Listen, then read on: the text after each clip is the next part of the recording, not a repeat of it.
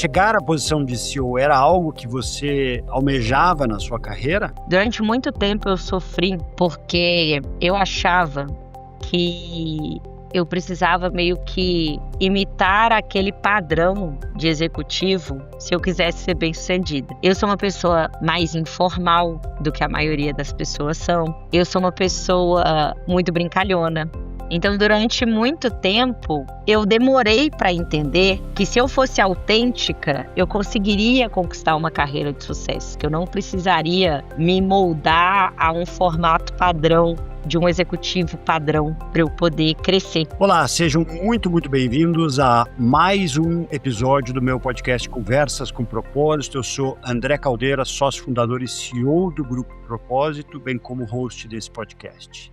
A minha convidada de hoje é Gláucia Guarcello, CEO da HSM. Gláucia, seja muito bem-vinda ao Conversas com Propósito. Eu que agradeço o convite, é um prazer estar aqui. Muito bom. Vou fazer uma apresentação mais completa sua e aí a gente já vai começar. Tá A bom. Gláucia ela é CEO da HSM, Singularity Brasil e Learning Village, um ecossistema de empresas voltadas para a educação corporativa e o desenvolvimento profissional que pertencem ao grupo Ânima Educação. Formada em Engenharia Civil pela Federal de Minas Gerais, tem mestrado em Engenharia de Produção pela UFRJ, MBAs pela University of San Diego e pelo COPIAD, instituição onde também concluiu seu doutorado. Gláucia iniciou sua carreira como pesquisadora na Federal de Minas Gerais, posteriormente atuou na Andrade Gutierrez nas áreas de projetos e inovação e na Deloitte, onde foi sócia, atuando na área de inovação, bem como também conselheira no Comitê Global de Estratégia e Inovação em Nova York. Além disso, foi conselheira da Federação das Indústrias de Minas Gerais e na Fundação Dom Cabral, onde também lecionou nos programas de MBA e Educação Executiva, também atuando como conselheira na The Bakery, consultoria global especializada em inovação corporativa. Autora do livro Menos Forecast, Mais Foresight, Arte e Ciência de Moldar o Amanhã em Tempos Incertos, ela escreveu sobre antecipação de tendências e o desenho de estratégias em contextos de mudança acelerada, ou seja, é absolutamente atual esse tema. A Gláucia é casada com o Cláudio, que é economista e empresário. Eles têm uma filha, Manuela, de 5 anos. Nas horas vagas, a Gláucia gosta de ler, desenhar e ficar com a família. Vamos lá, Gláucia. Então, eu sempre começo os episódios aqui pedindo para que meu entrevistado ou entrevistada traga um momento, um trecho da sua história que tenha sido marcante e que de alguma forma ajudou a definir quem ele ou ela é hoje. Qual o trecho que você traria da sua própria história? Deixa eu pensar, um trecho que marcou a minha história. Eu tenho vários trechos, assim, que me marcaram, mas eu acho que, profissionalmente falando, né, quando eu comecei a trabalhar na construção civil, principalmente, eu comecei a perceber muito como era um mercado predominantemente masculino. Eu já tinha um pouco isso na escola de engenharia, mas eu acho que no mercado de trabalho isso ficou mais evidente, e eu percebi muito cedo que eu precisaria me diferenciar de alguma forma na minha carreira se eu quisesse crescer num mercado que não é, na sua maioria, desenhado ou feito para mulheres, né. Eu percebi isso muito cedo e eu comecei a tomar as decisões da minha carreira muito pautadas em como eu conseguiria ter essa diferenciação desde muito cedo, desde quando eu comecei a ver ali como o mercado era distribuído, né. E é por isso que eu fui criando estratégias bem diferentes para vender, estratégias bem diferentes para entregar os projetos, do que era o usual ali nos mercados que eu estava. Uhum. E um momento pessoal, qual No seria? momento pessoal, eu acho que a morte da minha mãe foi um momento pessoal que me marcou muito. Minha mãe faleceu, eu tinha 8 anos de idade, Poxa. e meu pai, ele era um empreendedor serial. E ele não era um pai extremamente presente, então eu tive que amadurecer muito cedo por ter, né, essa estrutura familiar, bem atípica, e isso me fez muito cedo ter uma responsabilidade muito alta, né, que eu trouxe para o resto da minha vida como um traço de personalidade bem marcante, mas eu tive que crescer muito cedo, e eu acho que isso acabou sendo obviamente, isso acabou passando também para minha carreira. Ah, eu posso imaginar. Você é filha única? Eu tenho uma irmã mais velha e Aham. tenho uma irmã mais nova. Mas nesse período específico da minha mãe, do falecimento da minha mãe, a minha irmã mais velha casou, tipo, 2 anos depois foi embora e a mais nova nem era nascida, que foi de outro casamento. Então Ah, tiveram ali alguns bons anos que foram só meu pai e eu. entendi, entendi.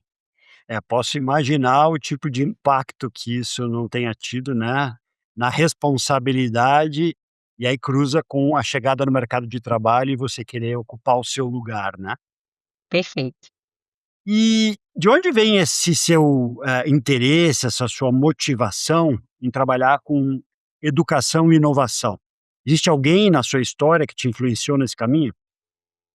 Eu acho que tem um lado do meu pai por ser empreendedor, meu pai era um empreendedor serial, mas que faltava método, assim, o que tinha de vontade faltava de forma de fazer aquilo acontecer. E eu acho que foi um dos grandes incentivadores de eu seguir na engenharia e tudo mais.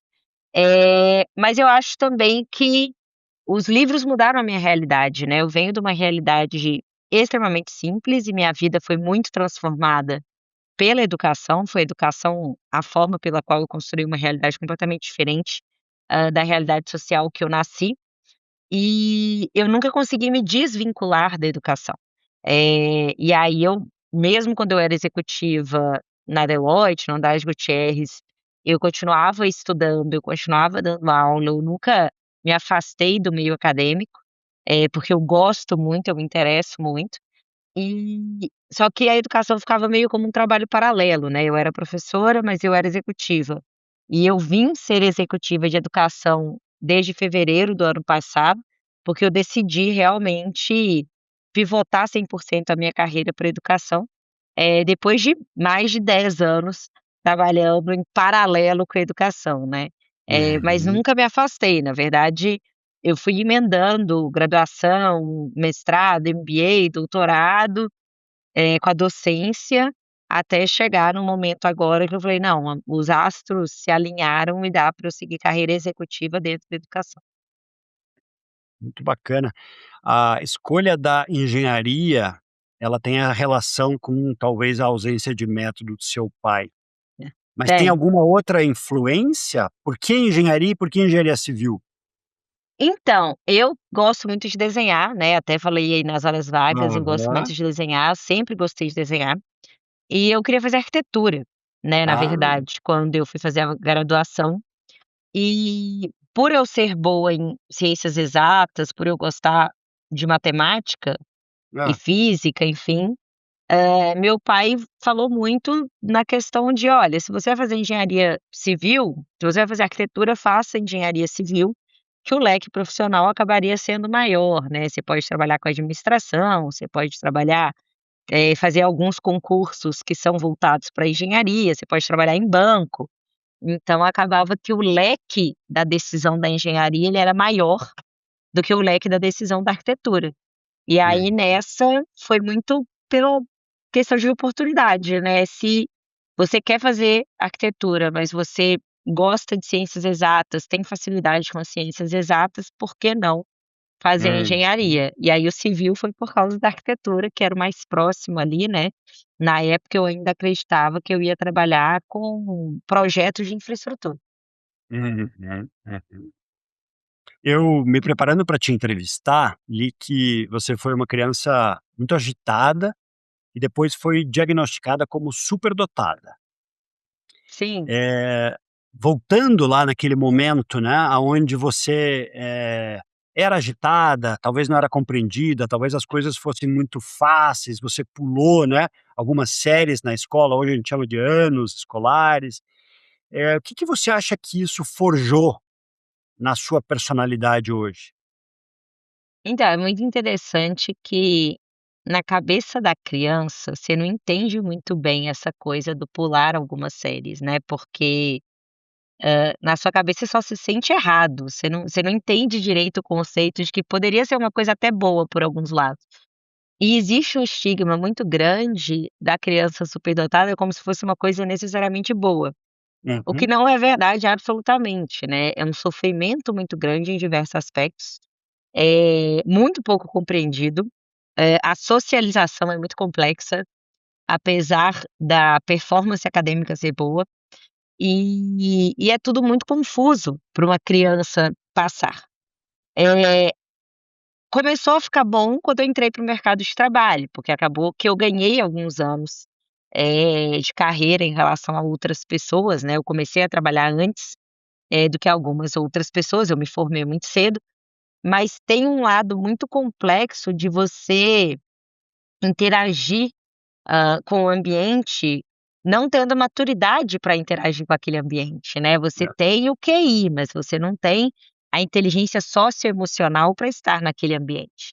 E existem algumas faixas etárias em que a diferença de 2, 3 anos de idade é muito grande, uhum, em termos de desenvolvimento social e desenvolvimento emocional. Então, acho que traçou por muito tempo uma personalidade que era um pouco mais introvertida, como uma forma de reagir a esse ambiente externo para o qual não estava muito preparada, mas que depois, com os anos e com a maturidade e com terapia e tudo mais, hoje eu consigo lidar muito bem com a socialização. Mas durante muito tempo essa parte social foi um problema, na minha vida, principalmente ali high school e início de faculdade, porque eu estava muito descasada dos meus pares, né, numa uhum. perspectiva de inteligência emocional e de fases, assim, de vida também. Hoje é uma coisa muito bem equalizada na minha vida, muito tranquila de lidar, mas que eu acho que me fez ter uma personalidade, eh, muito ajustada, eu diria. Eu sou uma pessoa que eu me moldei muito a me ajustar aos ambientes e que hoje eu sou uma pessoa muito adaptável, muito flexível. E eu acho que isso foi construído justamente por ser meio outsider, assim, durante muito tempo, né, se sentir de fora durante muito tempo, te faz acabar tendo que aprender a ser adaptável. E essa adaptabilidade para o que eu trabalho hoje, que é educação, mas principalmente voltada para desenhos futuros, tecnologia, etcétera, ela é extremamente necessária, né. Eu acho que eu cresci com agilidade e desenhos de futuros muito mais latente, porque eu era uma pessoa que não se encaixava ali muito no status quo, do que estava acontecendo. Então eu tive que desenhar uma personalidade capaz de se adaptar, né. Ah, sabe que é muito interessante para mim te ouvir, porque eu não tive nenhum diagnóstico nesse sentido, mas eu também fui uma criança que pulou do antigo pré para o segundo ano. Então, na minha época tinha lá pré-fraco, pré-forte, primeiro, sabe aquela história? Então eu estava no Aham. pré-forte, eu pulei para o segundo fraco, daí pulei de novo para o terceiro forte, e aí a escola queria me levar a pular o quarto ano e para o quinto, e minha mãe segurou e disse: "Não, ele vai ficar muito novo", e ainda assim eu fiz vestibular com 17 anos recém-completados, fiz odontologia, passei, me formei. Então, eu te ouvindo, eu reconheço em mim mesmo, na minha história, também essa introversão e o trabalho de socialização que eu acabei fazendo, porque você se descola de grupos, né, e aí você acaba não fazendo, tanto que os meus grandes amigos da vida são da natação, não são da escola. É, é isso, é isso. Ah, Você não tem muito a sua tribo, né, você fica ali meio é, perdido e você não consegue se encaixar. Então é, depois você tem que achar outros lugares para fazer, no seu caso foi a natação, pra é. fazer essa socialização. Muito bacana, eu nunca tinha pensado nisso, e só me dei conta disso agora te ouvindo, muito legal. Eu queria saber sobre os seus aprendizados na convivência com a religião, né, Testemunhas de Jeová, e o que te fez sair da igreja. Ai, essa é uma história interessante. Eu não me recordo de uma vida antes de eu ser testemunha de Jeová, porque a conversão da minha mãe foi quando eu era muito jovem, tipo bebê, assim. Então eu fui criada, desde que eu me lembro, como testemunha de Jeová. certo. Hum, e isso teve várias coisas muito legais, assim, porque, eh, eu acho que eu sou uma pessoa muito disciplinada por causa dessa criação, que é uma criação extremamente rígida, né, é uma Aham, seita, não tem como, é muito rígida, é um grupo de controle muito alto. Eh, a parte de leitura também foi muito incentivada, porque tem um peso de leitura de publicação e bíblia muito forte, então eu tive que aprender a ler muito cedo e eu aprendi a ler muito cedo, e eu tinha que exercer essa leitura em quantidades muito grandes, além de falar em público, né, porque por causa da igreja a gente tinha que fazer os discursos públicos. Então tem diversas habilidades que eu tenho hoje, que eu sei que elas foram adquiridas na igreja. E a isso eu sou muito grata. O outro lado da história é um grupo de controle muito forte, e eu sou uma pessoa extremamente curiosa, né, até hoje eu tenho hiperfoco em diversas coisas, e eu comecei a ler muito cedo e na biblioteca da escola eu acabava tendo um mundo ali, né, a na palma da mão. E com as leituras eu comecei a fazer muitas perguntas incômodas, mas não necessariamente porque eu duvidasse do que para mim era uma verdade absoluta, era muito mais por eu querer explicar para minha cabeça por que que aquela verdade era aquela verdade e não para falar que aquela verdade era uma mentira, né. certo. E e as minhas perguntas começaram a gerar muito incômodo na liderança da organização, ao mesmo tempo que começavam a me gerar muito incômodo de eu não conseguir explicar algumas coisas, né. Certo. E aí com cerca de 11 anos eu fui convidada a me retirar, justamente por eu ser um liability para a fé alheia, né, no momento que eu Ah, questiono demais e que eu aponto inconsistências, isso não é um problema só para minha fé, isso é um problema para a fé dos outros.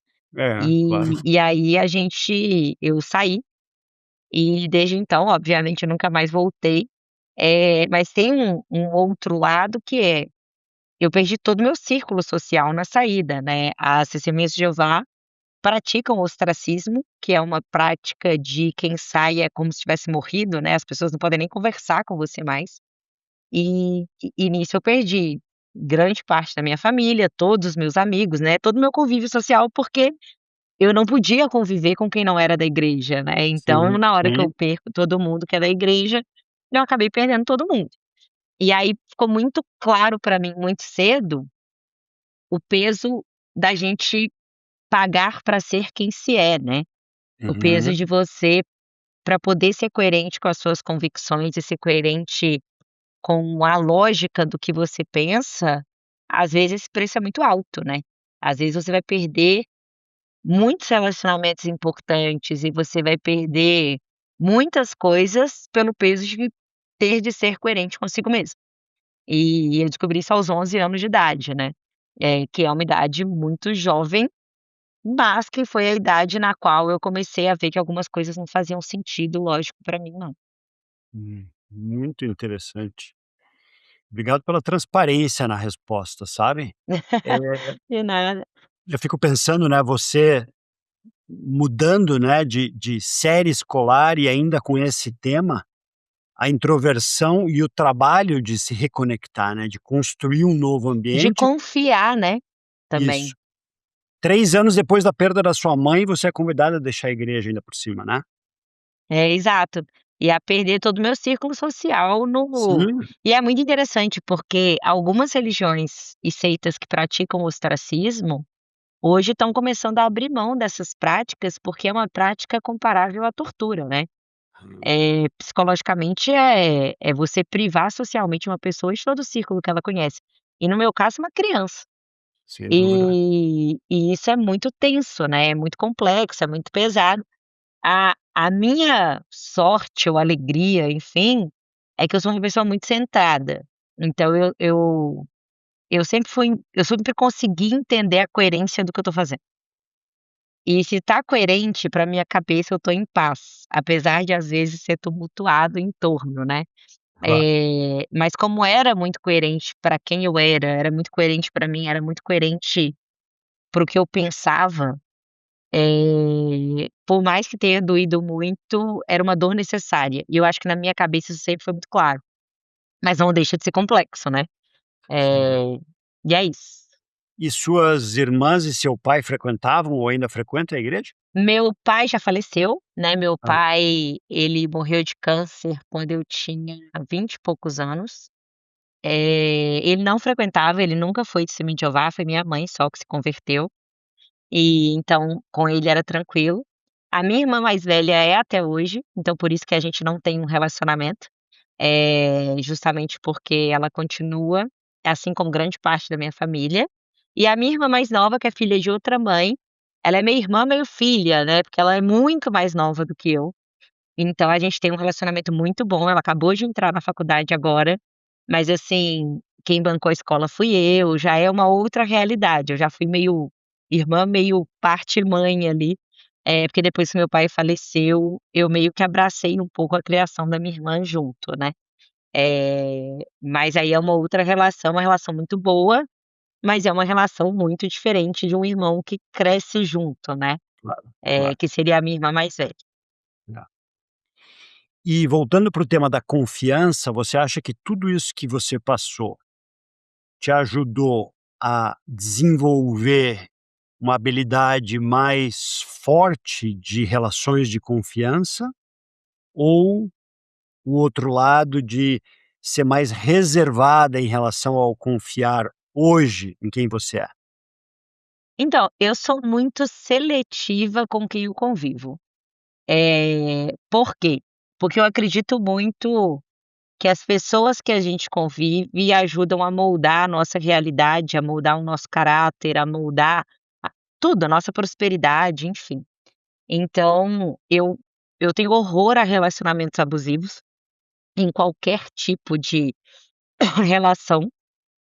Seja de amizade, seja de relacionamentos amorosos, seja de relacionamentos profissionais.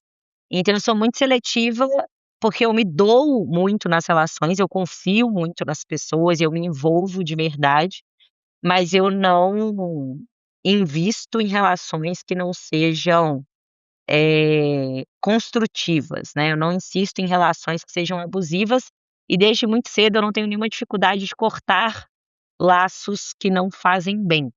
Né, Uhum, então isso eu sou bem tranquila, eu gosto de ter ao meu redor pessoas que eu admiro, pessoas que eu gostaria de ser mais parecida, sabe. E isso pode ser em vários aspectos. Você tem um amigo que é tão caridoso que você queria ser mais caridoso como ele é. Você tem um amigo que é muito inteligente, que você fala: "Poxa, que inspiração". Você tem um amigo que é muito saudável e que te inspira a comer melhor, a não beber, a ser uma pessoa que se cuida mais. Então, assim, eu gosto muito de dedicar o meu tempo a conviver com pessoas que me tornam uma pessoa melhor. Se eu tiver opção, às vezes no trabalho você não tem opção, você tem que conviver com alguém que você não uma pessoa que você admira, às vezes na própria família você tem que conviver com uma pessoa que não é uma pessoa que você admira, mas no que eu puder escolher, eu sempre vou estar rodeada de pessoas que são melhores do que eu. uhum, Porque eu acho que isso me inspira a sempre tentar ser melhor, a sempre, ser fruto do meio, né, se você convive com pessoas muito boas, você se torna uma pessoa melhor. E uhum, o contrário também é verdade, se você deixa entrar ali no seu campo pessoas ruins, pessoas invejosas, pessoas que desejam mal, pessoas que reclamam o tempo inteiro, que falam mal de todo mundo, aquilo vai te poluindo também, sabe. Então, acho que por isso que eu sou muito seletiva e eu corto sem dó, assim, meu marido fala que parece que eu desligo uma chave. Se eu vejo que alguém, realmente é uma pessoa que tá ali tentando sugar ou se aproveitar ou que é uma pessoa que não, eu prefiro me afastar e eu tenho zero problema, assim, de me afastar, de pessoas que me tornam uma pessoa pior, sabe. uhum. Muito bom. E falando sobre os seus principais desafios, então, como mulher, até chegar à posição de CEO, né. Você comentou ali no início: "Puxa, chego e eu sou uma das poucas, se não a única mulher". E aí uma segunda pergunta junto com isso, chegar à posição de CEO era algo que você almejava na sua carreira? Então, eu respondendo a primeira, né, primeiro, durante muito tempo eu sofri, porque eu achava que eu precisava meio que imitar aquele padrão de executivo se eu quisesse ser bem-sucedida. Eu sou uma pessoa mais informal do que a maioria Uhum. das pessoas são. Eu sou uma pessoa, muito brincalhona. Eu sou jovem, mas eu tenho uma cara de mais jovem do que eu sou. Então, durante muito tempo, eu eu demorei para entender que se eu fosse autêntica, eu conseguiria conquistar uma carreira de sucesso, que eu não precisaria me moldar a um formato padrão, de um executivo padrão, para eu poder crescer, né. E eu acho que meu tempo trabalhando em Big Four foi o momento dos que eu mais aprendi isso. Porque Big Four tem muito um estereótipo de um tipo de executivo que trabalha em Big Four. E que eu, por muito tempo, olhava para aquele estereótipo e eu falava: "É um esforço muito grande para me mascarar, para tentar ser essa pessoa", porque eu sou muito brincalhona, eu sou muito informal para um ambiente mais formal. Eu enfim, eu tenho uma forma de ser diferente desse padrão. E por muito tempo eu achava que se eu não encaixasse nesse padrão, eu não teria uma carreira, de alta liderança, eu ficaria ali estagnada na média liderança. Só que por outro lado, eu sempre dei muito resultado. Eu trabalho muito bem, eu entrego muito, eu vendo muito bem, então acabava que pelos meus resultados eu ia crescendo anyway, né, mesmo eu não tendo aquele estereótipo daquela liderança, mais tradicional. E quando eu entendi que o que gera lealdade das equipes, o que gera comprometimento, não é o estereótipo da liderança, e sim a sua capacidade de ser coerente, ser autêntico e gerar resultados, isso foi muito libertador para mim. Porque aí eu entendi que eu poderia ter sucesso sendo eu mesmo. E antes eu olhava para mim e eu achava que sendo eu mesma nunca ia dar bom. Porque o meu jeito de ser não é muito esse padrão tradicional de comando e controle. Então eu demorei a entender que a minha autenticidade poderia ter valor.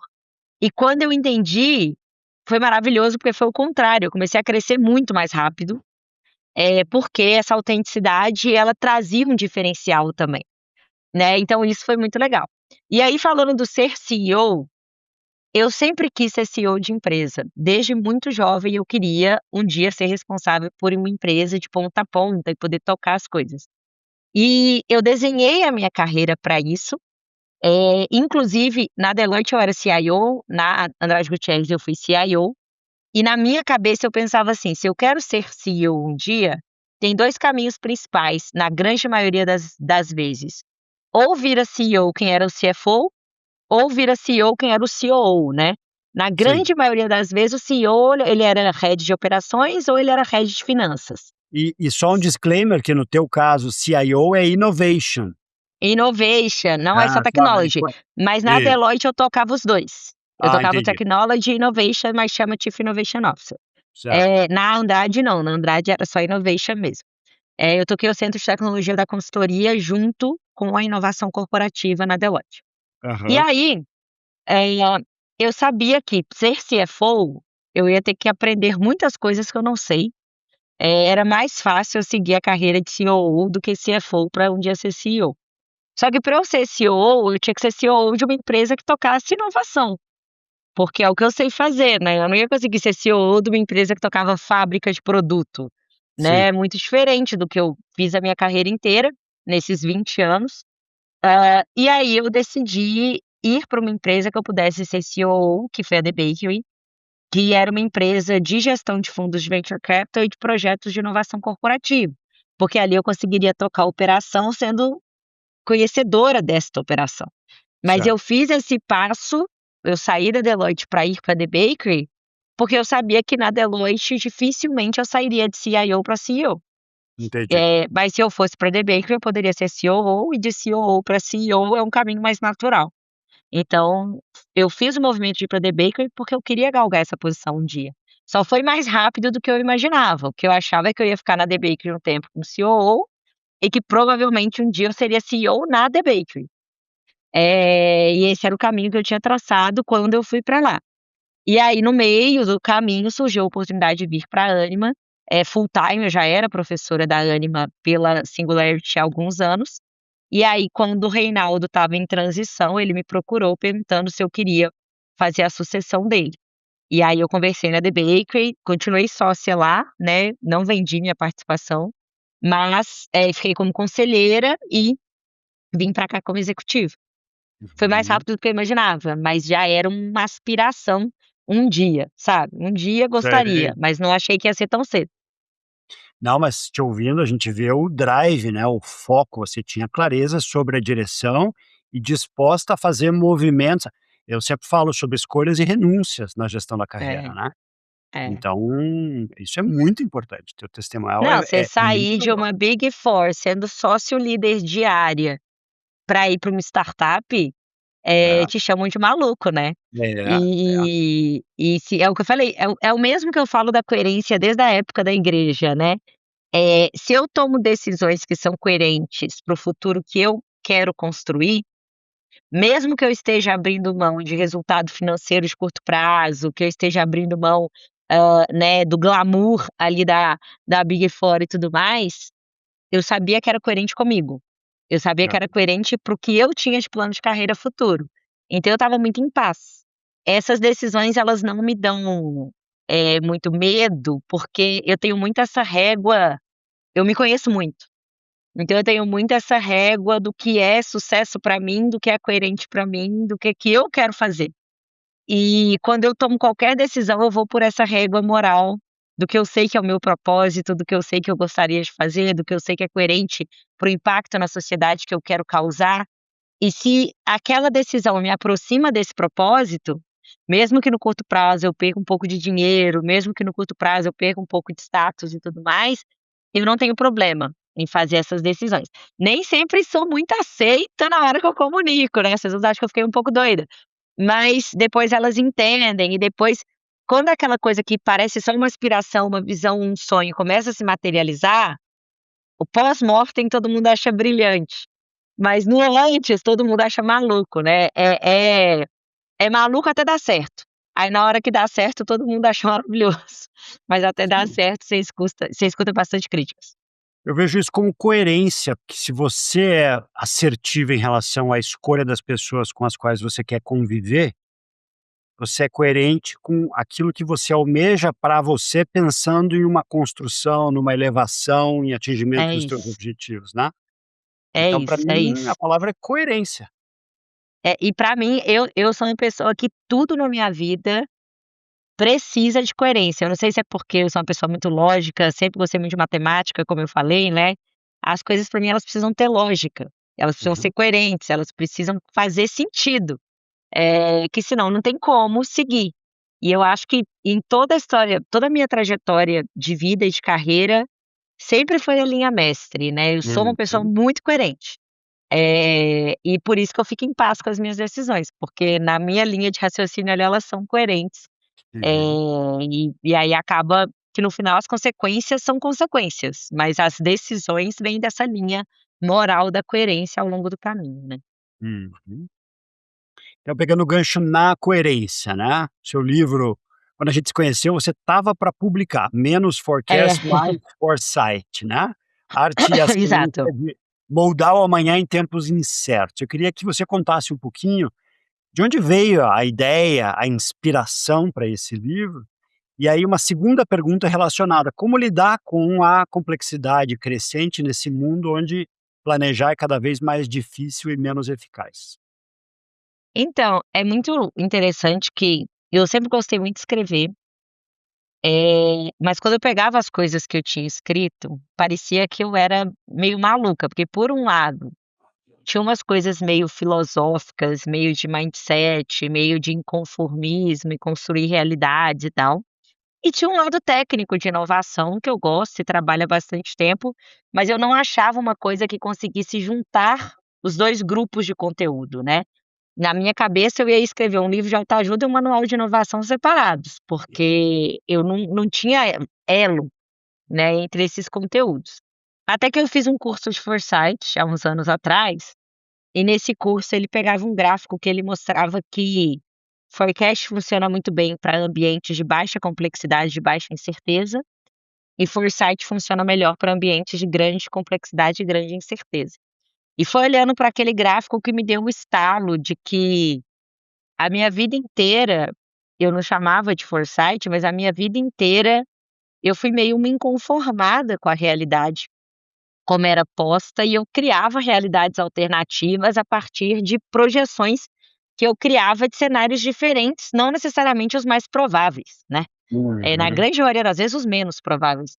E o estudo de futuros, eu trabalho com futurismo na Singularity há um tempo, ele é muito pautado nisso, né, ele é muito pautado em fugir dessa projeção do histórico É. apenas, porque quando a gente fala de disrupção, meu dado histórico não serve para nada, né. Então, quando você trabalha com inovação disruptiva, quando você trabalha com horizontes 3 de inovação, você é muito acostumado a ter que gerar hipóteses que não são a progressão do número do passado. E aí eu entendi, me deu um estalo de que a minha história de vida é uma história de uma pessoa que fez isso a vida inteira. Só que sem chamar de foresight ou sem método, mas que construiu a sua trajetória sempre tentando construir um futuro diferente do que era a projeção daquele passado. Tanto que eu tenho 38 anos e eu tô na minha 4ª transição de carreira, né. Justamente porque eu tenho essa coisa de construir alternativas diferentes, de buscar cenários diferentes, como forma de pensar a vida, de pensar o mundo. E aí eu quis chamar de menos forecast, mais foresight, porque, coincidentemente, são 2 termos, principalmente forecast, que o corporativo conhece muito, todo Uhum. mundo faz forecast, todo mundo já fez forecast a vida inteira, né, toda projeção financeira é baseado nisso, e o foresight começa com for do mesmo jeito, né, então eu tô falando de sair daquele cast, que é pego do passado e fala que para sempre vai ser assim, para ir para o site, né, de eu vou ver uma coisa diferente. Então eu achei que esse trocadilho de falar: "A gente precisa fazer um pouco menos de projeção e um pouco mais de previsão", poderia ser interessante para o executivo que é muito viciado em fazer forecast, né, e que eu poderia trazer essa parte mais filosófica barra autoajuda porque ela teria sentido, ela seria coerente para o resto da história, e não seria um bando de viagens sem porquê de estar ali, né. E foi aí que eu achei o arco narrativo, e que eu acho que funcionou bem, assim, para casar essas 2 coisas. Então daí que veio a ideia do livro, né. E a segunda pergunta que você fez, como que qual que era? Como que na prática a gente tem Como é que se lida com essa complexidade crescente, aonde planejar é cada vez mais difícil, menos eficaz, né? perfeito. E aí a gente entra um pouco na base do que é o futurismo corporativo, né. Essa premissa de que eu não estou tentando mais acertar o futuro, eu não estou tentando mais falar que o futuro é 20% melhor do que o passado ou 10% melhor do que o passado. Eu aceito múltiplos futuros como múltiplas possibilidades e ao invés de responder quanto eu vou crescer, eu respondo quais são as capacidades que eu preciso desenvolver para eu crescer o máximo possível em mais cenários prováveis, né. Hum, Então não é mais um paradigma do quanto eu acerto o futuro, e sim do quanto eu sou mais a prova de futuros, certo. né. O quanto eu tenho mais arcabouço para ser fluente e ser bem-sucedido em mais futuros, porque eu não domino para onde o mundo vai mais, né. Como acontecia na Revolução Industrial, como acontecia quando eu não tinha tanta tecnologia exponencial convergente disponível. Hum. E aí é uma troca de paradigma bem pesada, né, eu não sou mais o dono do futuro. Eu sou um arquiteto de futuros, no plural, né. Eu ajudo a co-desenvolver, mas é muito mais baseado em capacidades do que baseado em outputs. E aí Muito dá bom. tela azul pra gente, porque a gente não foi educado em escolas de negócio para isso, né. E aí então na tua visão, quais são as principais competências ou habilidades de um líder inovador, de um líder mais para o lado do foresight? Olha, eu acho que uma é entender de fluência tecnológica, não tem como, porque grande parte disrupção não se restringe à tecnologia, né, você pode ter Uhum, disrupção por processo, produto substituto e tecnológica. Mas grande parte das disrupções que a gente vê no nosso ambiente de negócios atual, elas são enabled by tecnologia, né, elas têm de alguma forma tecnologia ali como parte. Então, influência tecnológica. Então, quando a gente fala de inteligência artificial, quando a gente fala de computação quântica, quando a gente fala, de blockchain, quando a gente fala dessas tecnologias exponenciais que estão convergindo muito, ter o mínimo de influência nelas é super importante para você entender o potencial que essas tecnologias trazem para a realização dos trabalhos, em geral. Segundo, modelos de negócio, né. Você entender que muito mais importante do que o produto ou serviço que você faz é o problema real que você resolve. E que para resolver aquele problema real, você tem N modelos de negócio diferentes, não necessariamente aquele modelo de negócio que você fez até hoje. Então, ter um pouco de letramento em modelos de negócio alternativos também é super importante. É, quanto mais a tecnologia avança, mais a gente precisa de filosofia e matemática, não tem como, né?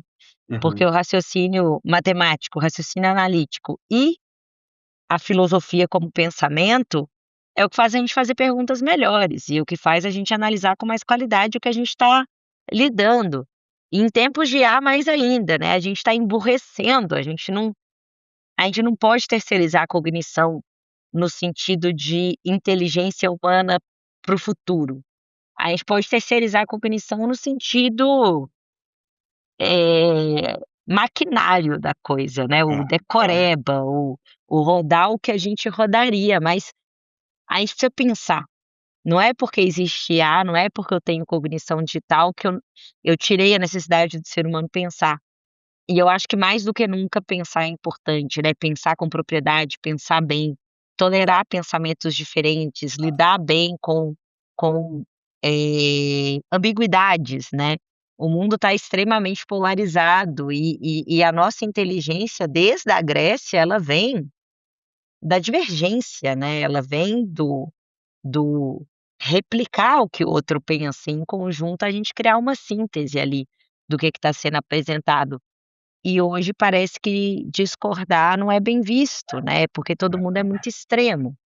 E o extremismo ele é o oposto, ao pensamento científico, né. O pensamento científico parte do pressuposto de que tudo é questionável, de que eu posso gerar hipóteses diferentes, de que eu posso questionar o status quo e posso criar experimentos para testar se aquilo é verdade ou não como parâmetros, né.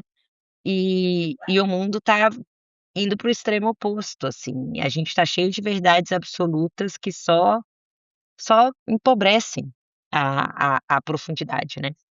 muito interessante o teu ponto. Eu ontem mesmo, li um artigo do MIT Sloan que faz uma conexão com isso que você acabou de falar. Em 2011, né, aquele Mark Andreessen falou que o software is eating the world. O software está comendo o mundo.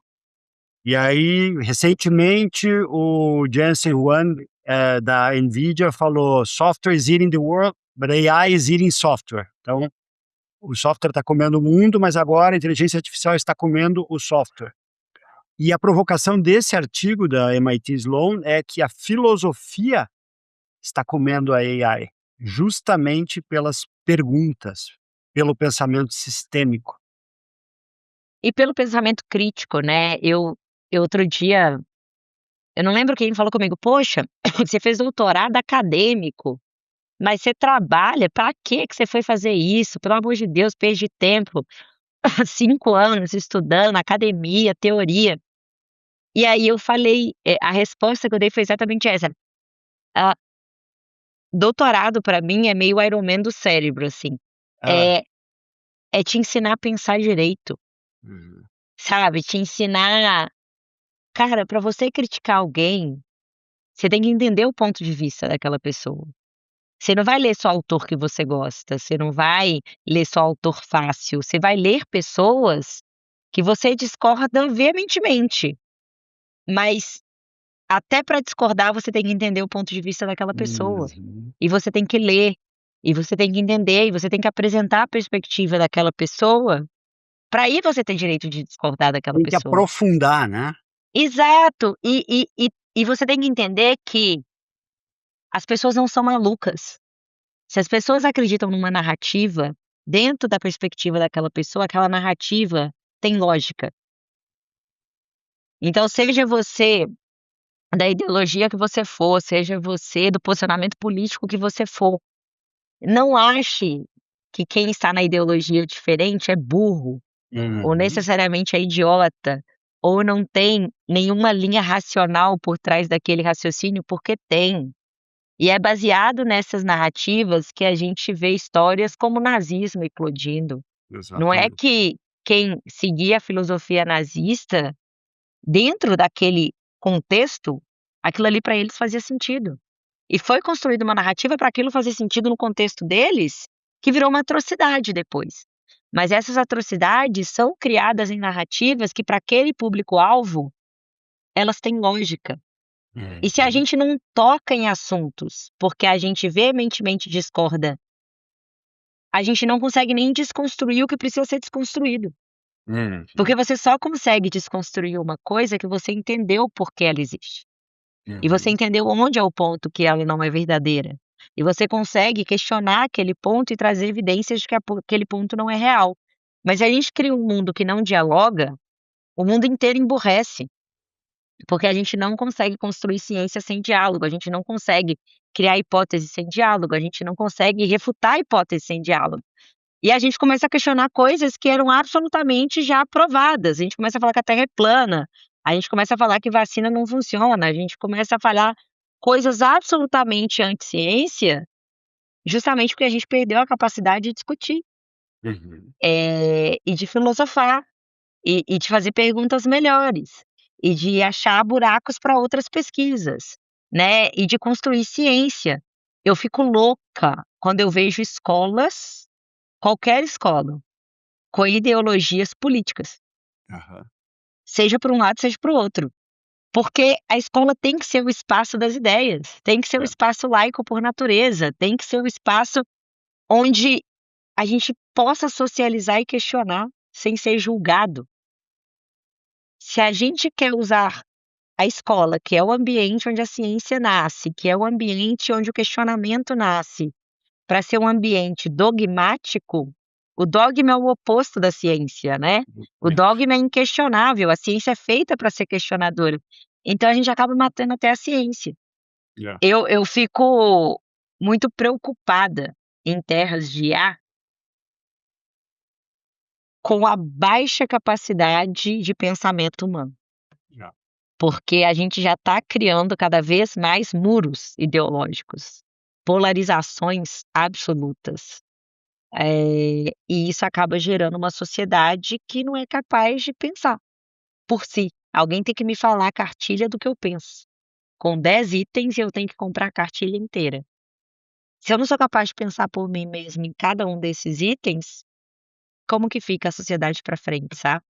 É. Eh, Fora o fato de que a IA, os prompts são respondidos por aquilo que já existe ou foi pensado. E o novo? E a Perfeito. filosofia? E o pensamento crítico? Eu queria E ouvir a você. arte, né, a arte que é A só arte? replicação do passado, por mais que ela possa performar, e ela tem performado, né, você vê música criada com IA performando, você vê Aham. vídeos criados com IA performando, mas para mim o grande questionamento é que eu ainda acredito que a beleza da arte está na humanidade da arte, É isso. está na capacidade dela ser uma expressão humana de um dado momento da sociedade. Isso. E dela desvirtuar, dela romper, dela quebrar, dela provocar, dela incomodar, né. E a arte que é um redesenho do que mais funcionou no passado, para mim ela não tem direito de ser chamada de arte, porque ela perde a sua essência. É. Apesar dela performar bem comercialmente, mas para mim não é o performar bem comercialmente que define que é uma boa arte, sabe. E, de novo, enfim, estamos entrando em filosofia aqui, mas isso me pega muito, porque apesar de obviamente eu ser uma advocate de tecnologia, eu trabalho com tecnologia a minha vida inteira, tecnologia para mim é ferramenta e tem que continuar sendo. Ela não pode ser fim, ela tem que ser meio, porque se a tecnologia vira fim per si, a gente quebra todo o tecido do que é ser sociedade. Uhum. E aí a gente perde propósito, né. A gente tá aqui para fazer o quê? Sabe, vai ficando muito mais embaixo o negócio, assim. Muito bom, mas muito bom. Eu vou te dizer que jamais, uma conversa com o IA, qualquer tipo de agente, criaria o impacto do que você disse em mim, o É impacto isso, físico de conexão, é de isso. eco, de É. vontade de seguir nesse caminho, sabe, que é o novo, que é um novo olhar. E eu queria Mas olha que louco, hã, existem vários estudos mostrando que para as gerações mais jovens, eles estão preferindo se relacionar com a IA do que se relacionar com outros seres humanos, porque o se relacionar com outro ser humano é mais complexo, dá não trabalho. é tão dá trabalho, gera né, se você discorda, incomoda. Para gerar intimidade, então, você não consegue construir uma relação íntima com alguém sem atrito. E e quando você tem um amigo digital ou uma namorada digital que sempre quer te agradar, você começa a classificar isso como bom e a relação humana de verdade como ruim. E É. aí você tem uma queda dos casamentos, você tem uma queda do número de pessoas nascendo, você tem uma queda da população, você tem um efeito potencial, você cria ser humanos que não conseguem conviver com seres humanos. E que Ah, isso que a gente chama de positivo, que é o calor, que é, sabe, eh, talvez vire defeito. é. Olha que louco. 2 comentários, a Esther Perel, agora no South by Southwest, né, em Austin, agora, 2026, falando sobre pessoas jovens que querem, investir nessas relações com o IA para ter um amor sem fricção. É E aí você veja, a fricção é parte da construção de relação, porque com aquilo é o você se amor, né. transforma e É. transforma o outro, né. Então, eu sou casado há 30 anos e, pelo amor de Deus, né, fricção é parte desse jogo e será E parte, né. e é parte da construção do amor, pelo menos que eu Exatamente. chamo de amor, né. O amor para mim é o que transcende as fricções e que as É isso. fricções melhoram e lapidam aquela relação. Se você não tem esse comprometimento, se você não sabe lidar com problemas, como É. que faz? E eu trago isso para o mundo, por exemplo, dos conselhos ou das lideranças, né, se a gente pensa em diversidade como um motor importante para a inovação, porque tirando ali a coisa do ESG, se você olha pensamentos diversos, essa é a ponte, esse é o caminho para a inovação. Tem tudo a ver com o que Perfeito, a gente está falando aqui, né. perfeito. Perspectivas diferentes geram inovações mais robustas e isso já é É. comprovado há muitos anos, né. Eu queria te perguntar, mudando aqui, porque a gente foi para um lado muito bacana, mas, eu queria saber a sua opinião sobre os principais contrastes que você percebe entre os papéis de CEO e de conselheira. Ou seja, o que que você aprendeu nos conselhos que te torna uma CEO melhor? Eu acho que, às vezes, os interesses dos acionistas são diferentes dos interesses mais de curto prazo que, em geral, um CEO tem. Hum, E eu acho que atuar em conselhos me torna uma CEO que tem um pouco mais de perspectiva maior em relação ao impacto do meu trabalho. Ainda mais porque eu trabalho em ecossistema, então, às vezes, uma empresa impulsiona a outra, que ajuda a outra, que ajuda a outra, não é só sobre o seu boteco. certo. É sobre como aquele ecossistema prospera mais, né. E eu acho que os conselhos trazem um pouco disso, dessa visão de que, por mais que você tenha ali as suas metas de quarta e por mais que você tenha ali suas metas do mês e por mais que você tenha, assim, PNLs para responder, não é só sobre isso. Não é só sobre o check do PNL, é sobre como você constrói esse legado maior e esse link maior como estratégia maior, né. Que eu acho que o conselho traz isso muito forte. Também que não existe verdade absoluta, porque dentro do paradigma de uma empresa, como você tem um tomador de decisão e uma estratégia, existe essa ideia de que tem um caminho. Tá.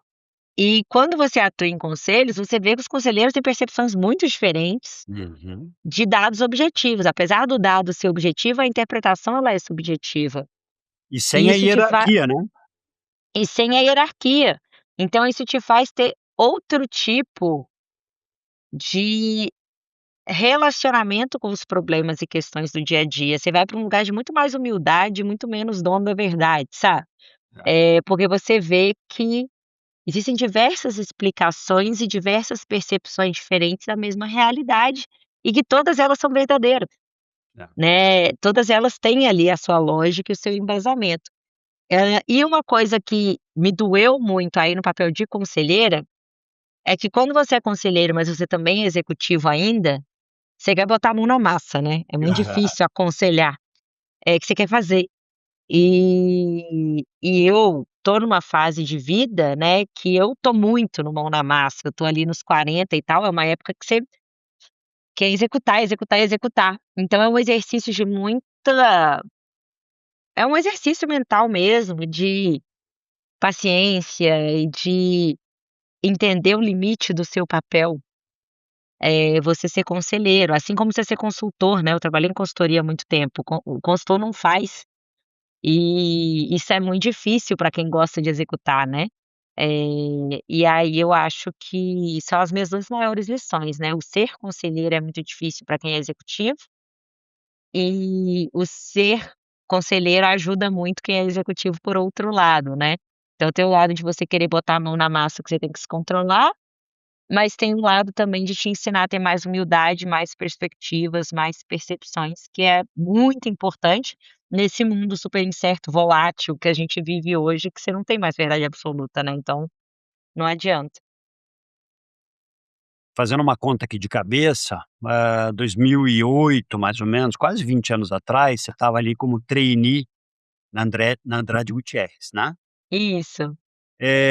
Se você pudesse voltar no tempo, sentar com aquela Gláucia com 20 e poucos anos, 18 anos, e falar para ela assim: "Gláucia, olha para isso, que conselhos você daria para você mesma, pra Gláucia de 20 anos atrás?" Eu acho que eu ia falar para não ter tanta ansiedade, porque tudo ia ficar bem. Porque eu sou uma pessoa extremamente ansiosa, né, então eu sofro mais do que precisa, eu sofro mais imaginando que pode dar ruim do que quando a coisa ruim acontece, muito Aham. mais. Então esse sofrer por antecipação, essa coisa de ficar vendo muito cenário de coisas que nem aconteceram, nem talvez vão acontecer, mas você já tá sofrendo com aqueles cenários, né, que tem um link também com a cabeça do superdotado, porque a cabeça do superdotado ela não cala a boca, né, Aham. ela fala o tempo inteiro. Então, você lidar com seus nunca é tão ruim quanto você imaginou, e nunca É, vai ser tão bom quanto você consegue imaginar também, porque sua cabeça consegue pensar em muitos cenários.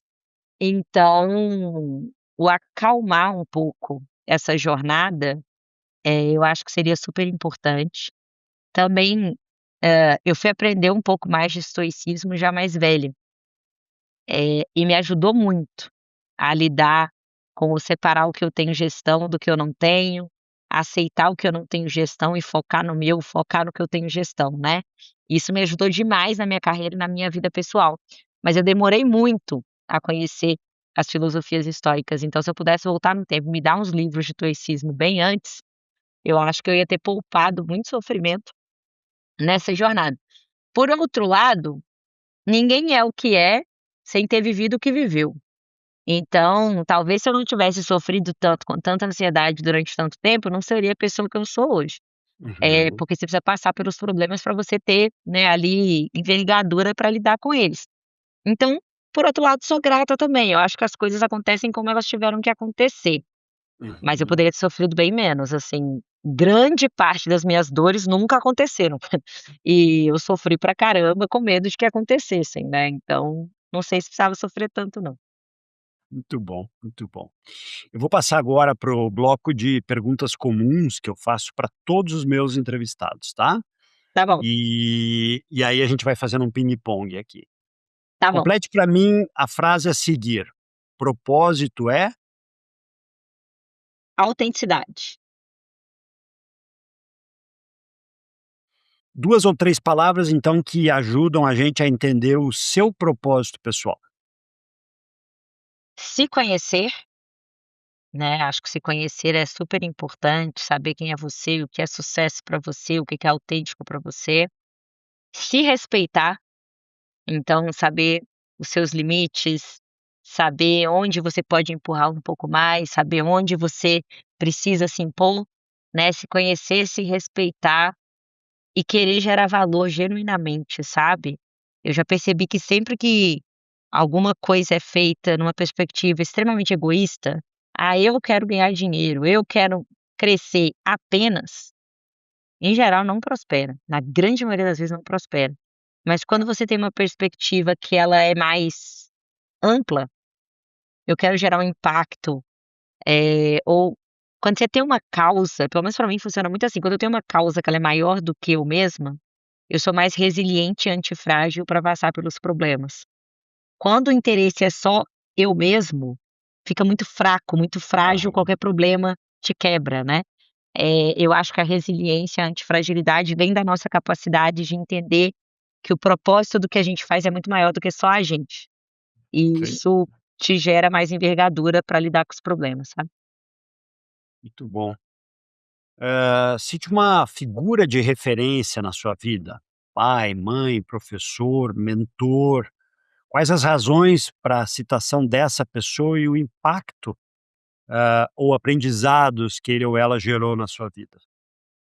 Eu vou citar o Daniel Castanho. O Uhum, Daniel Castanho, ele é um empresário brasileiro, né, hoje ele está como presidente do conselho da Anima, por coincidência eu trabalho aqui, mas eu conheço o Daniel há 15 anos e ele foi meu maior mentor de carreira da vida, assim. Ele me conheceu ainda como engenheira na Andrade, ele que me disse que eu tinha potencial de fazer outras coisas quando eu me imaginava ficando na Andrade o resto da vida. A primeira vez que eu dei uma palestra, ele que falou para eu ir lá dar. Quando eu entrei para Deloitte, ele me ajudou a desenhar a estratégia da minha área. Eh, Quando eu saí da Deloitte, ele foi um dos mais empolgados de eu ir empreender.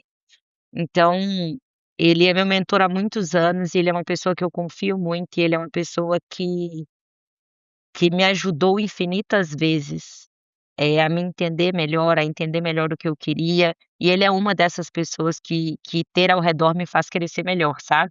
hum, Então, por isso ele e o Léo Ikinen são os 2 maiores mentores que eu tenho na vida, tanto que meu livro o prefácio é dos 2, né. dos 2, né? Porque Aham. os 2 são muito diferentes, um é mais carismático, mais visionário, o outro é bem mais técnico, mas eu acho que em conjunto eles representam o que eu gostaria de ser.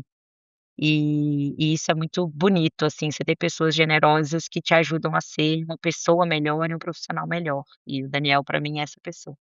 De novo a coerência, ter perto as pessoas que você admira, que te ajudam a ser uma pessoa melhor, né? Exato, Ah, exato. muito legal. Você tem alguma história de vida ou de carreira que seja daquelas, assim, ou muito engraçada ou inacreditável, todos vivemos isso, né, e que poderia compartilhar aqui? Deixa eu ver alguma muito engraçada ou inusitada, né. Eh, eu tenho uma que eu contei no podcast do Baza, que essa eu acho que foi a mais inusitada que eu passei, essa foi ruim de passar. Eu era diretora na AG muito jovem, Hum. e eu era a única diretora mulher, e bem ali na época do início do Instagram, as pessoas podiam ver o que que as outras pessoas curtiam. E as meninas da empresa me procuraram, porque um dos presidentes lá, ele que era meu chefe na época, ele tinha curtido conteúdos meio impróprios no Instagram, Ah, e elas se sentiram pessoalmente feridas por ele ter curtido aqueles conteúdos, e elas queriam que eu conversasse com ele. Só que eu tinha idade para ser filha dele, mas eu era a mulher com cargo mais alto, então não tinha pra onde correr. E aí eu sentei ele para conversar e eu expliquei, e foi super desconfortável, né, de explicar. Ele ficou horrorizado, de saber que dava para ver, enfim, me pediu para e o pior, me pediu para entrar e ir seguindo e discutindo as coisas para ajudar. Foi bem difícil, bem complicado, bem engraçado também, mas fiz, passei, deu tudo certo, mas não foi gostoso não e faz parte, né, às vezes a gente não entende, o que que é representatividade, né, às vezes, você ser mulher e estar numa cadeira traz consigo algumas responsabilidades pelas outras mulheres também, e foi por isso que elas me procuraram e falaram: "Você tem que falar com ele", e eu: "Meu Deus, com que cara eu vou falar sobre isso?" E deu tudo certo, mas foi engraçado, foi curioso, assim. Muito boa história. Um grande erro e o respectivo aprendizado na sua carreira. Eu tive um erro muito grande de confundir algumas relações profissionais com relações familiares, eu acho.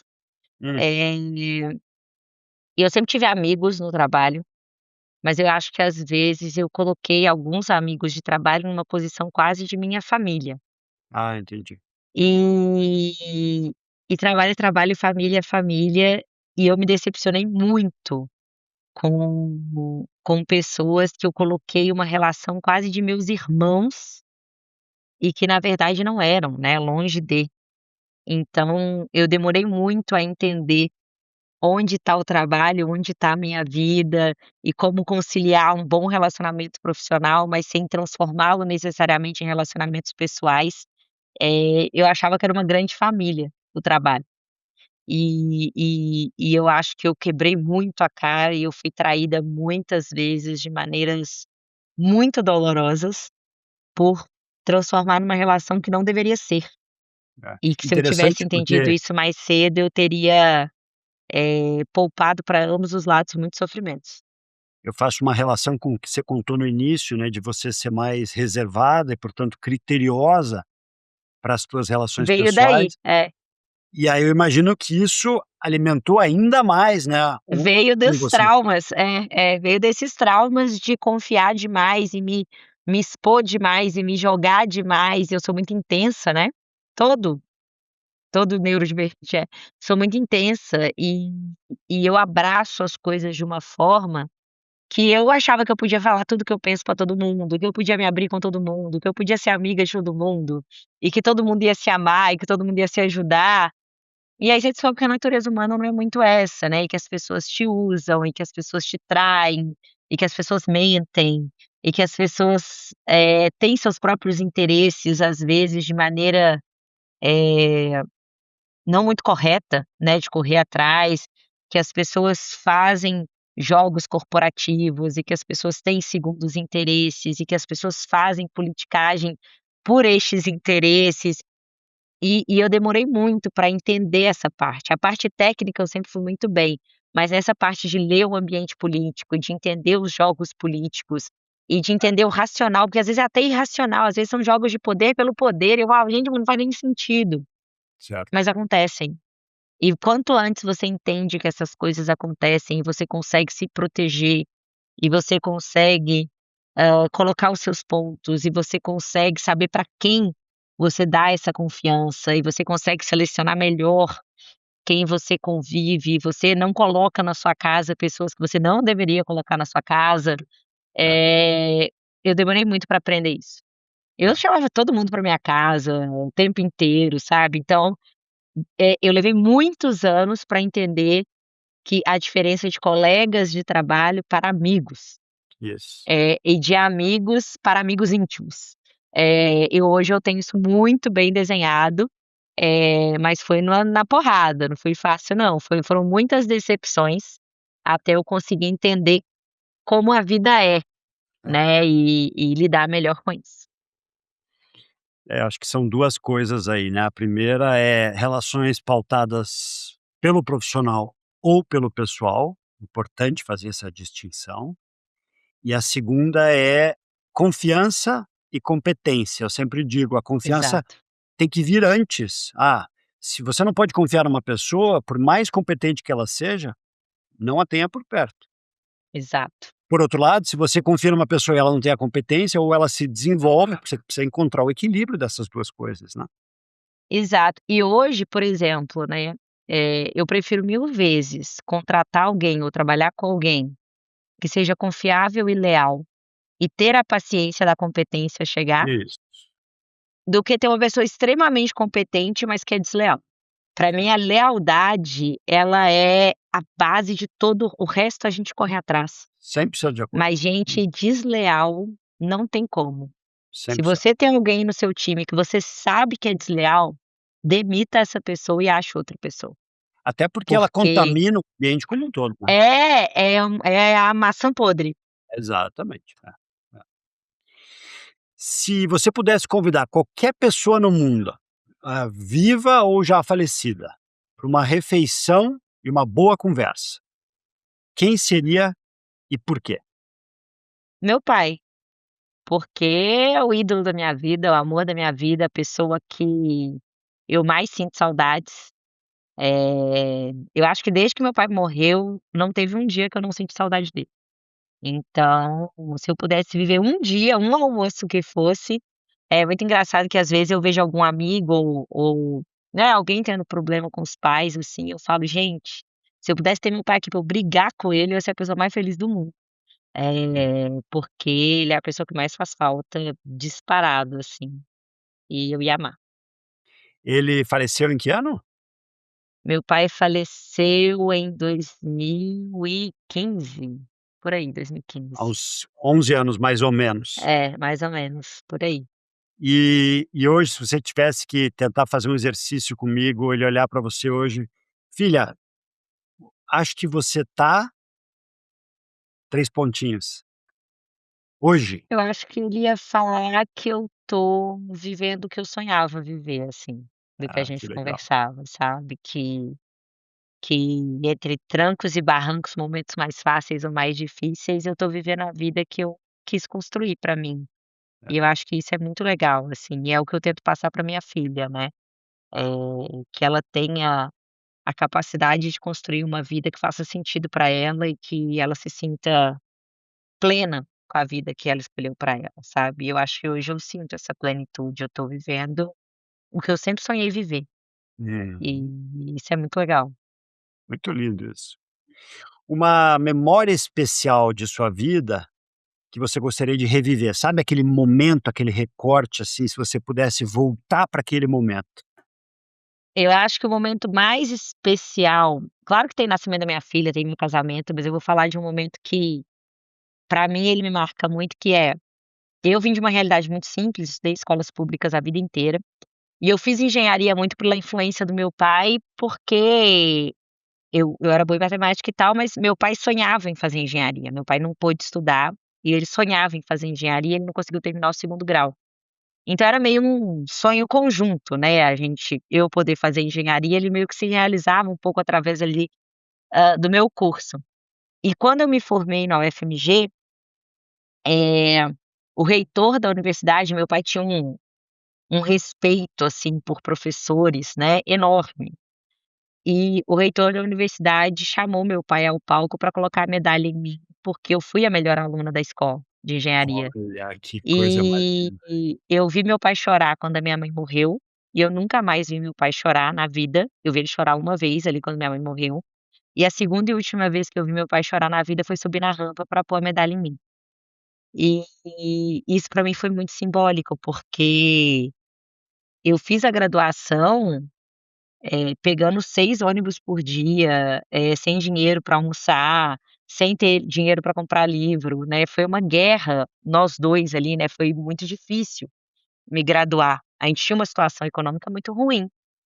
E ele subir a rampa, que sonhava em um dia ter feito engenharia e nunca teve a chance de estudar, para botar uma medalha na filha dele, que o reitor, que para ele era Deus, estava chamando ele para botar, pra mim foi meio, eu fiz um bom trabalho como filha, sabe, eu fui uma Sei. boa filha, e para ele, ele chorando para ir lá.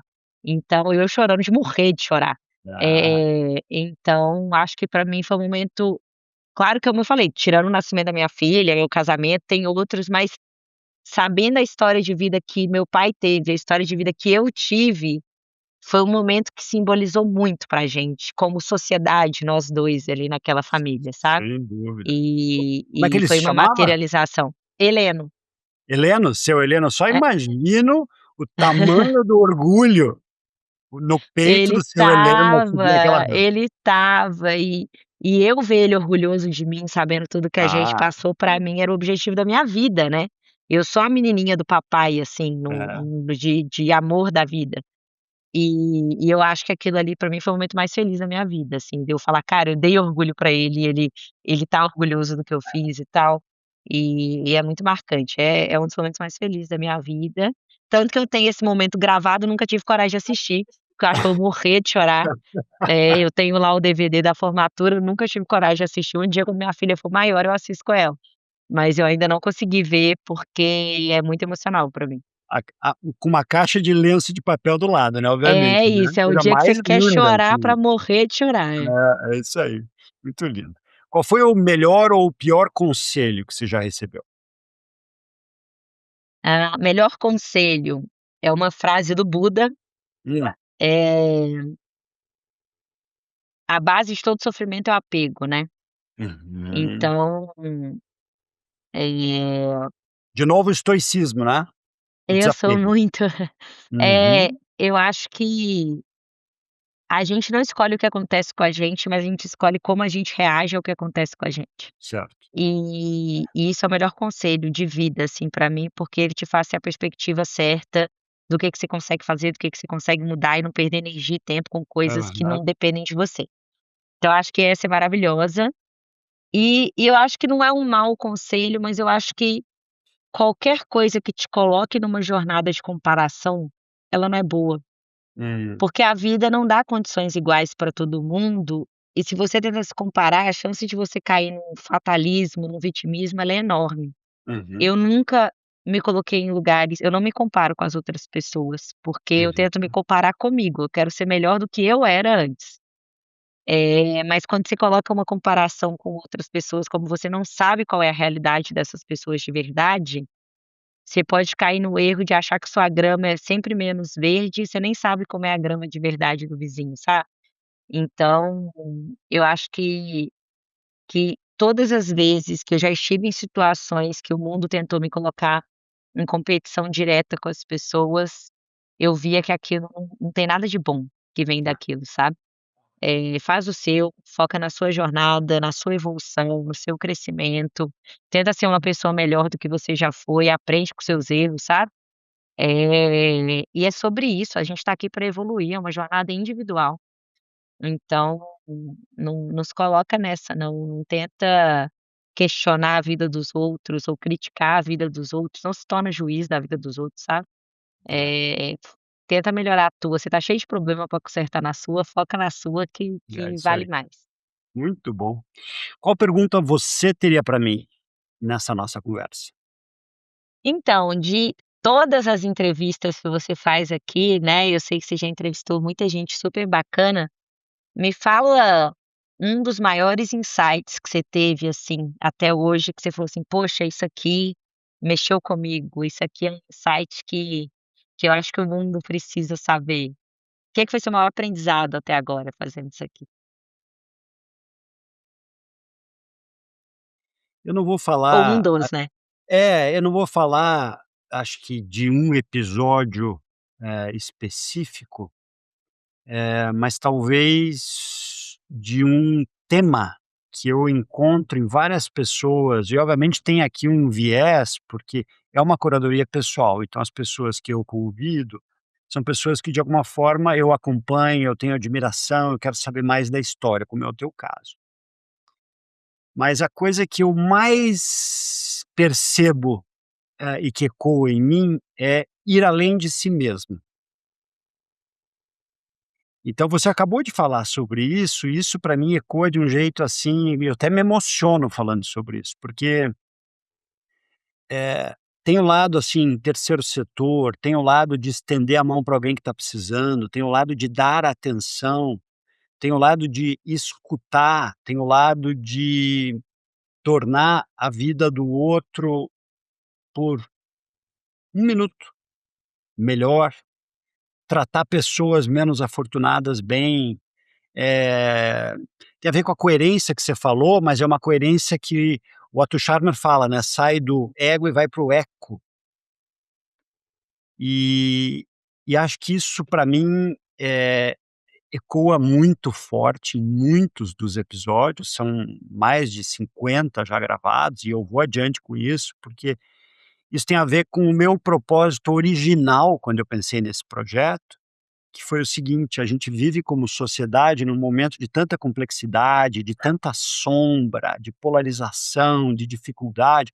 Aí as empresas, as carreiras, com tantos desafios, e eu tendo acesso a pessoas que eu admiro, eu falei: "Puxa, eu preciso me colocar a serviço e gerar luz". E essa luz tem uma intenção coletiva, sabe? E essa luz não é minha. Eu sou talvez um canal para ajudar as pessoas a encontrar. Pode ver aqui, eu não quero saber sobre investimento, sobre novos produtos, eu quero saber sobre a tua história, que com isso eu me conecto com você e a gente aqui, por essa conversa, gera conexão com as pessoas. E aí a Perfeito, reação das pessoas é cada vez maior por conta disso, sabe? Então, a partir do momento que eu me coloco a serviço por meio de pessoas como você e consigo gerar essa conexão, a gente vai para esse eco maior que nos conecta como seres humanos que somos e que a gente, em muitos casos, esquece, porque a gente fica muito aqui no perfeito, córtex pré-frontal no mundo do trabalho e tem que estar mais aqui, mais nas conexões. perfeito, perfeitamente. Lindo, lindo, lindo, amei. Muito bom, obrigado aí por me dar a oportunidade de falar sobre isso, sabe, porque é é é genuíno, é verdadeiro. Dá pra Eh, sentir, dá pra sentir. Agora eu queria um livro marcante na sua vida. É difícil, porque você já leu muito, né, imagino que, mas assim, um ou 2 livros marcantes e por quê na sua vida? Eh, tem O Pensamento Eficaz, que a gente Hum, está trazendo inclusive o autor para HSM+ esse ano em novembro, que é o hã, Parrish. Eh, ele é um livro que ele aborda muito essa questão de como a gente lida com os problemas numa perspectiva de resolver, de um pouco estoica no sentido também de focar no que você tem em gestão, mas entender que o mundo não está muito preocupado com as nossas desculpas, sabe. O mundo quer que as aham, coisas sejam feitas e resolvidas, e você entender que sempre que você entra num conflito ou num problema ou numa situação, você quer melhorar o nível de energia da resolução daquilo, você não quer piorar. Então sim, você vomitar sua frustração no outro só vai piorar, você tentar achar culpado só vai piorar. Então ele traz um modelo de pensamento, que ele chama de pensamento eficaz, que sempre vai tentar levar você para uma posição que vai resolver mais, que vai levar a energia a um nível melhor, que não vai ficar procurando culpado, que não vai ficar tentando gerar conflito ou só vomitar o seu ego, mas vai tentar levar para um outro lugar. Eu acho que é um livro que ele é muito útil para o mundo corporativo como um todo, eu sempre dou esse livro para um monte de gente, que eu legal. Já leio ele já quase comprei, sempre de novo. já entrei na Amazon, já É, comprei aqui. ele é maravilhoso, e ele é pequeno, ele é gostoso, e tem um, que aí ele é um pouco mais, não é espiritual, mas chama A Alma Indomável. Hum, Eu amo esse livro. Ele é um livro que ele traz muita perspectiva de que a gente não é o que a gente pensa, né. O que a gente pensa é só um interlocutor dentro da nossa cabeça, mas a nossa consciência é o é Michael é Singer, né? isso, a Não sei nossa se é Singer ou consciência Singer que pronuncia, mas esse eu já li. e eu não sei. É, E eu não sei falar o nome dele. Mas A Alma Indomável é um livro que pra mim ele me ajudou muito a lidar melhor com a minha cabeça. Porque, é. nossa, a minha cabeça não cala a boca, né. E eu acho que ele traz essa perspectiva de que você é quem está observando, não necessariamente quem está falando. E separar o que você pensa, porque o seu pensamento pode te enganar muito, assim, o seu pensamento não está sempre acurado, seu pensamento é cheio de medos, que Isso. não são seus às vezes, né, que vêm carregados aí da sua família. Então, ele também é muito legal. Esses 2 pra mim eles são, livros que eu sempre recomendo pra todo mundo. Muito legal. Você sabe que esse livro, A Alma Indomável, A minha mulher leu, ela comprou acho que uns 15, me deu um exemplar e falou: "Você tem que ler". E realmente é espetacular. Puxa, super Ele legal. pra mim, eu falo, ele é quase espiritual, né, porque ele é um Ele pouco é não, meio não. híbrido, assim, É, mas eu também recomendo ele pra todo mundo. Eu falo: "Gente, muito legal. lê esse livro É. que". O E pensamento é aí ficar fazer hã, um versão café com Deus Pai, tem um livro que chama o Diário Estoico, hã, que ele tem 365 mensagens do estoicismo pra você hã. poder meditar de manhã. Aham. E aí cada dia ele tem um, vai pegar lá Sêneca, Meditação de Marco Sei. Aurélio, vai pegar ali literatura estoica para ajudar no dia a dia você a refletir, é bem legal também para quem gosta de ir de manhã, ou tem gente que gosta de ler a Bíblia de manhã, tem gente que gosta de ler alguma coisa, tá aí uma outra Aham. alternativa, pra ler de manhã. Muito bacana. Estamos chegando ao fim e eu tenho mais 2 perguntinhas para você. A primeira: se você tivesse poderes mágicos por 1 minuto e pudesse mudar uma única coisa no mundo, o que que você mudaria? Eu acho que eu transformaria o mundo inteiro em terráqueo e acabaria com todos os países. Hum. Tem a ver com a mensagem do astronauta na Artemis, né, olhando a Tem a Terra muito, que como eu peguei a nave. tradução. Exato. Eu já falei isso diversas vezes, né, tem até um podcast meu bem antigo que eu falo que, pra mim, a gente tá na mesma nave espacial voando aí, e eu concordo muito com isso, pra mim é todo mundo terráqueo, eu fico vendo guerra, eu falo: "Meu Deus, o que que aconteceu com a humanidade? A gente não precisa disso, a gente criou essas fronteiras". Aham. Então eu acho que eu tiraria as fronteiras e eu faria todo mundo ser uma nação só e tá tudo certo. Muito lindo isso. E uma frase ou uma citação cuja mensagem seja marcante em sua vida para a gente terminar. Tem uma frase do Nassim Taleb, Uhum. do livro A Lógica do Cisne Negro, que ele fala que o erro do homem é tentar prever o futuro com os olhos do passado. A gente tem que tentar prever o futuro imaginando os olhos do futuro, né. Eu acho que é uma frase que representa muito bem o meu trabalho, o que eu estudo, o que eu faço, então eu gosto muito dela. Coisa mais linda. Olha, Glaucia, a gente nunca esteve, pessoalmente, presencialmente juntos, mas eu sinto como se eu te conhecesse agora, viu.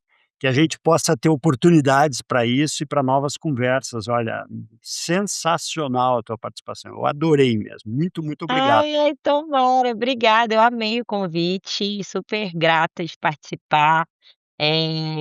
Conte comigo em próximas oportunidades também, e desejo muito sucesso para o projeto. Eu acho muito bonito quem dedica parte do seu tempo em querer, igual você falou, tornar a vida das pessoas melhor, né, fazer as pessoas refletirem, enfim. E obrigada pelo convite, uma honra estar aqui. Muito bom. E muito obrigado a você que nos acompanhou em mais esse episódio aqui do Conversas com Propósito. Vamos juntos ecoar mais diálogo, mais inspiração, mais propósito. Obrigado e até o próximo episódio.